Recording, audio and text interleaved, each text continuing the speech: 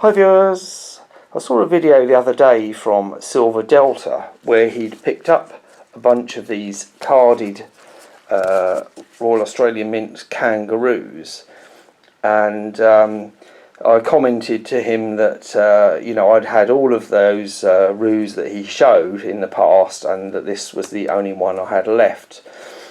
Now the reason for that was I saw an opportunity to take a profit on those kangaroos that I had and liquidated them to put that money into other silver.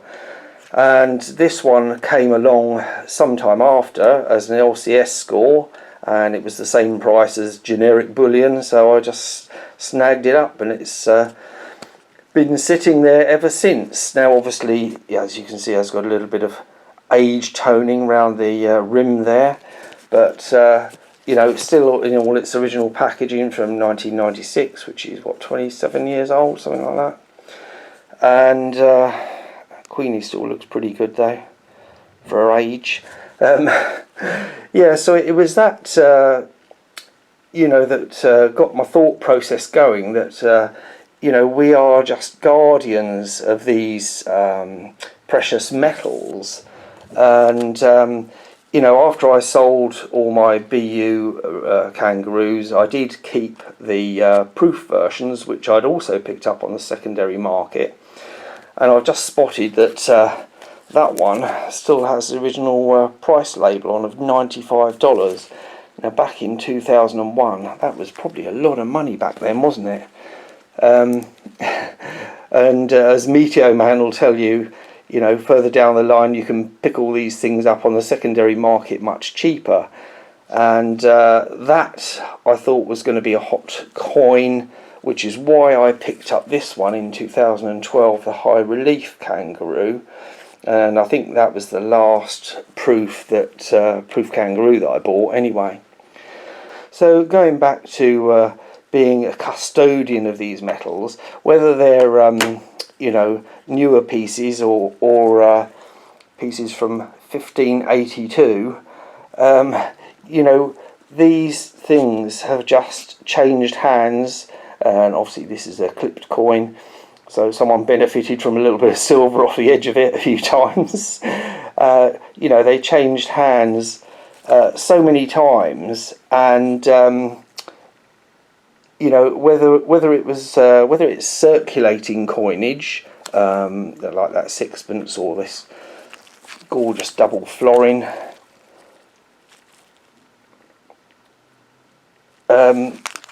you still are just a custodian, because for example, this kangaroo, which Centre Georgie recently featured, that he picked up in his generic bin, this one I seem to remember came as a trade from Silver Siren, and I think she'd also picked it up in her generic bin when silver was lower, of course, back then, the F15 Privy. So that's changed hands from at least one owner who sold it to an LCS, who sold it to Silver Siren, who sent it to me, and we are just custodians of these pieces, and very rarely do they actually get melted down. Even for example, this George III 1/3 guinea that has obviously been 1804, was it? I can't remember now.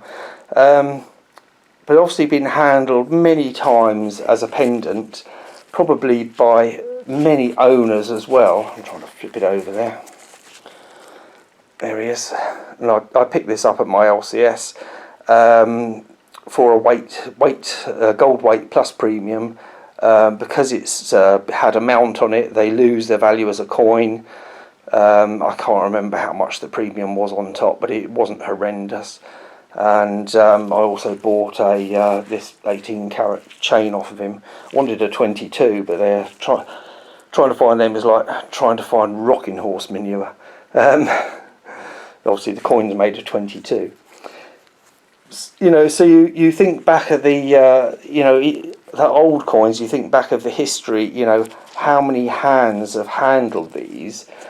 But, you know, so with the circulating coinage, yes, but even with, you know, the modern pieces, you know, they have probably been through loads of hands. I mean, the Tokyo Olympics coin, which from 1964, so it's fairly newish, very popular coin.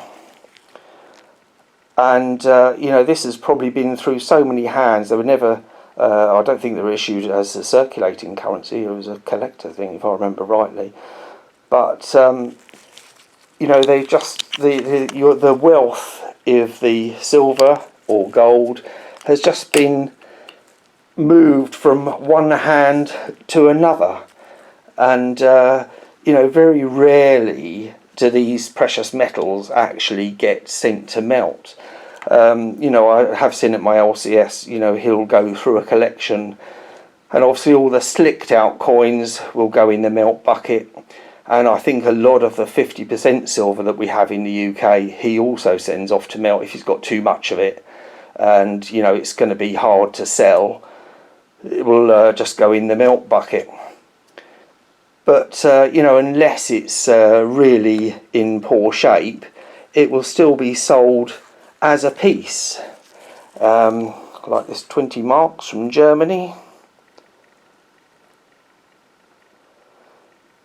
And, you know, I think back to myself, you know, how many German hands handled this back then. I can't remember what year it was now, 18 something.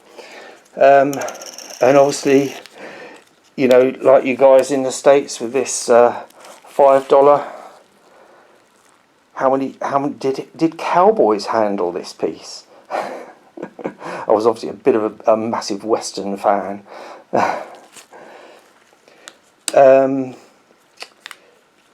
Or the obviously the Napoleon. You know, we all know who Napoleon was. You know, how many hands has this changed in, you know, in all that time?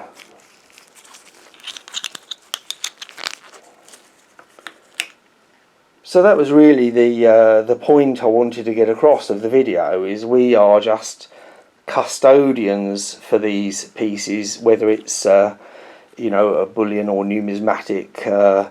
It very rarely actually gets melted down and into something else. Most of the time it's just moved on to someone else's hand. Oh, I missed the Colombian piece from 1927, for those of you who spotted that I'd missed a coin. I'm guessing these were a circulating coin back in 1927. But again, this will have changed hands many times during that, well, nearly 100 years, isn't it? It soon will be in 2027. Anyway, that was the point of the video. For those of you who want to see the proof kangaroos, stick around and I'll do a quick showcasing of the proof kangaroos. I'll start with the most recent, which is the 1999. Now, these obviously are proofs and very shiny, so I will do my best not to do a face reveal and scare you all. So that's the 1999 design, and this capsule is very like our capsules that came from the Raw Mints. I wonder if they used the same ones. Anyway, still looking good from 1999. Anyway, we go through the date run now. That's the 2001. Very popular design, Aboriginal design. I think this one still fetches quite a premium. And Queenie on the obverse, obviously got a little bit of a toning going on there from 2001. 2002, get out the right way. Very shiny. No toning on this one. No. And 2003.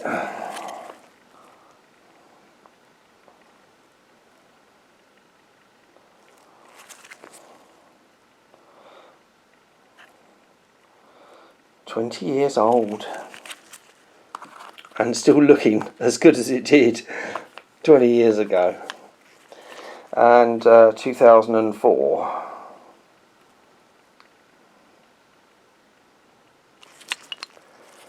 And Queenie there. And the last one, last but not least, is the 2012. I remember getting this one, this high relief. Obviously, as you can see, it's a much smaller diameter, but obviously much thicker. So a chunky silver, and I know Salivate Metal likes his chunky silver. Has kind of a dished finish to it. And there's the 2012. I've no idea what these are fetching. So these have been all in the locked away in the deep stack, and I don't think they've been out since this. Well, those I don't think those have been out for a long time. But this one I'll probably put away in 2012. Anyway, I hope you enjoyed the video, and as always, keep calm and keep stacking, and see you on the next one. Bye.